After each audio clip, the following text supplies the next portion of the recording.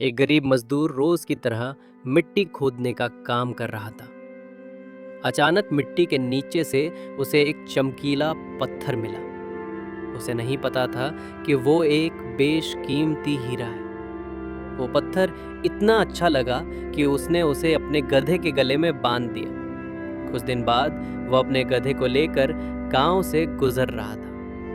गांव के ही एक सेठ जी, जो एक छोटी सी किराने की दुकान चलाते थे, ने उस चमकते पत्थर को देखा और मजदूर से पूछा, ये क्या है तुम्हारे गधे के गले में? मजदूर ने कहा, मिट्टी में मिला कोई चमकीला पत्थर है। सेठ जी को पत्थर अच्छा लगा। उन्होंने वो पत्थर 50 रुपए में खरीद लिया और अपने दुकान के तराजू पर लटका दिया। अब जो भी ग्राहक आता उस चमकीले पत्थर की तारीफ करता।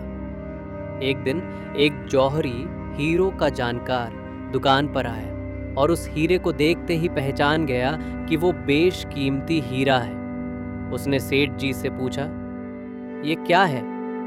सेठ बोले, एक मजदूर से 50 रुपए में लिया था, अच्छा लग रहा था तो लटका दिया। जौहरी ने कहा, अगर आप बेचें तो मैं 480 रुपए दूंगा। सेठ जी बोले, 500 रुपए दूंगे तो लूं, नहीं तो रहने। जौहरी 20 रुपए के लिए मोल भाव करता रहा और गुस्से में चला गया, सोचते हुए कि कल आकर 500 रुपए में ले लूंगा। लेकिन उसी शाम एक दूसरा जौहरी, जो कि होशियार और निर्णय लेने वाला था, रास्ते में रुका और दुकान पर गया।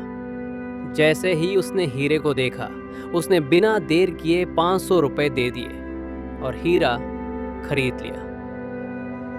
अंत और सीख। अगले दिन पहला जौहरी वापस आया और जब तराजू पर हीरा नहीं देखा तो पूछा, वो चमकीला पत्थर कहाँ गया? सेठ जी बोले, कल एक साहब आए, 500 रुपए दिए और ले। जौहरी चिढ़कर बोला, तुम बेवकूफ हो, वो एक बेशकीमती हीरा था। सेठ जी ने मुस्कुराकर कहा, साहब मैं तो अनजान था, लेकिन आप तो जानकार थे, फिर भी 20 रुपए के लिए आप उसे खो बैठे।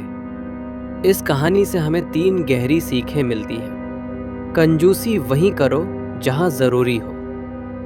अगर हर जगह पैसे बचाने की सोचोगे तो कीमती चीजें हाथ से निकल जाएंगी। जो मौका हाथ में हो उसे जाने मत दो।